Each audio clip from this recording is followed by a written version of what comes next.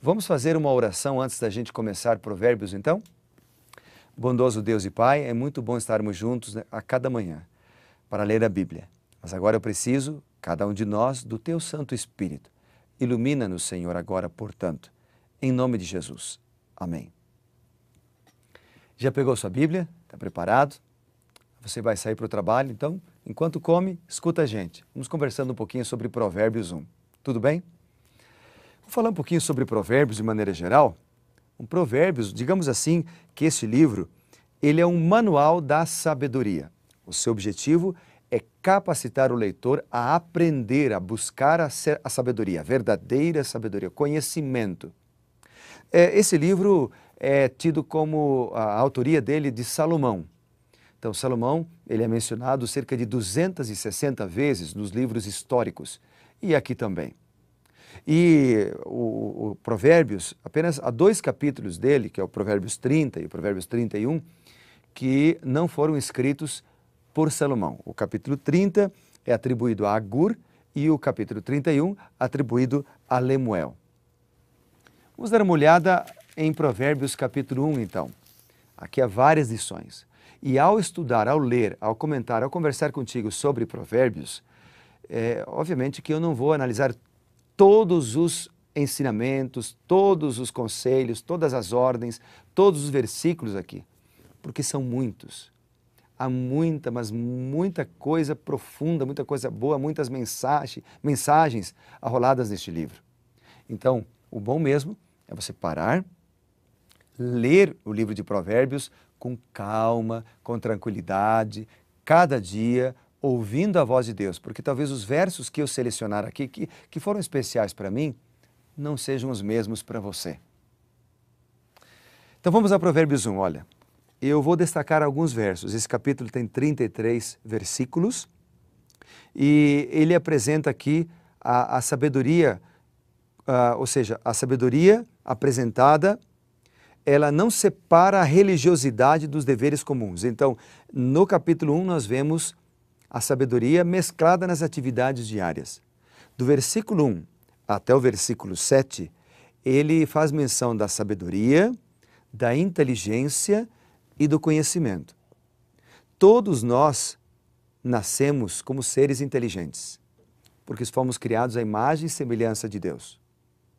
O conhecimento nós adquirimos através da dedicação, através do esforço, através da leitura, observando outras pessoas, assistindo programas, ouvindo palestras.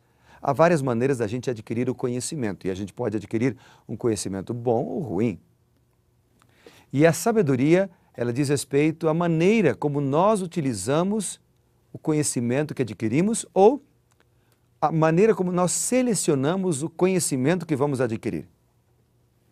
Então, para que a gente seja sábio, para adquirir conhecimento proveitoso e útil, e para que a gente seja sábio para utilizar corretamente o conhecimento que adquirimos, ele mostra como nós podemos de fato ser sábios, né? Como encontrar essa sabedoria, esse ponto de equilíbrio. Então, Provérbios 1, versículo 7 diz assim: o temor do Senhor é o princípio do saber, mas os loucos desprezam a sabedoria e o ensino. Então, como é que você pode ser sábio de fato? Botando Deus em primeiro lugar na sua vida. Veja o que ele diz: o temor do Senhor é o princípio do saber. É o princípio da pessoa que age corretamente. Depois, no verso 8, ele diz assim: filho meu, ouve o ensino do teu pai e não deixes a instrução da tua mãe. A palavra ensino aqui, referente ao pai, ela tem a ver com disciplina, com a autoridade no lar, porque o pai é apresentado como o sacerdote do lar, como aquele que deve orientar espiritualmente a família, puxar a fila, digamos assim. E quando fala de a instrução da mãe, tem a ver com a autoridade de uma professora. Ambos devem ensinar e ambos têm autoridade, obviamente. Mas colocando em papéis, digamos assim que o pai é o sacerdote do lar, o líder espiritual, e a mãe a responsabilidade primária de educar os filhos nos caminhos do Senhor, a educá-los a aprender a confiar em Deus e a fazer de Deus o princípio da sabedoria. Vamos ver outros versículos que eu selecionei aqui em Provérbios, capítulo 1.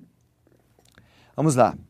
O versículo 10, por exemplo, diz assim: se os pecadores querem seduzir-te, não o consintas. Se disserem, vem conosco, embosquemo-nos para derramar sangue, espreitemos ainda que sem motivos inocentes, traguemo-los vivos como o abismo e inteiros como os que descem a cova, acharemos toda sorte de bens preciosos e encheremos de despojos a nossa casa. Lança a tua sorte entre nós, teremos uma só bolsa. Filho meu, não te ponhas a caminho com eles, com esses perversos. Guarda das suas veredas os pés. O que ele apela aqui é para que sejamos sábios, porque nós não andemos com pessoas más. Ou seja, o que ele está dizendo na verdade aqui é que ninguém pode nos fazer pecar. O que ele está dizendo aqui é que a tentação nunca será desculpa para o pecado. Sabe por quê? Porque Deus nos dá livramento quando nós pedimos. Por exemplo, lá em 1 Coríntios capítulo 10, versículo 13, vou ler para você. Está aqui. 1 Coríntios capítulo 10, verso 13, diz assim: não vos sobreveio tentação que não fosse humana, mas Deus é fiel, e Ele não permitirá que sejais tentados além das vossas forças. Pelo contrário, juntamente com a tentação, vos proverá livramento, de sorte que a possais suportar. É por isso que Provérbios apresenta de maneira clara a certeza de que nós não devemos nos envolver com aqueles que pecam, com aqueles que cometem atrocidades, com aqueles que cometem crimes, com aqueles que transgridem a lei de Deus, nem consentir com seus atos. Obviamente que nós devemos amar as pessoas e orar por elas e tentar ajudá-las, mas não se deixar influenciar pelo mal. É isso que ele está dizendo. E ele diz aqui que a tentação não é desculpa para o pecado, porque Deus nos fortalece. Outros provérbios que eu selecionei do capítulo 1, por exemplo, no versículo 19, ele diz: tal é a sorte de todo ganancioso, e este espírito de ganância tira a vida de quem possui. Aquela ganância, o amor, lá em Tiago diz que o amor pelo dinheiro é a raiz de todos os males. Ganância. No verso 23 ele diz: atentai para a minha repreensão.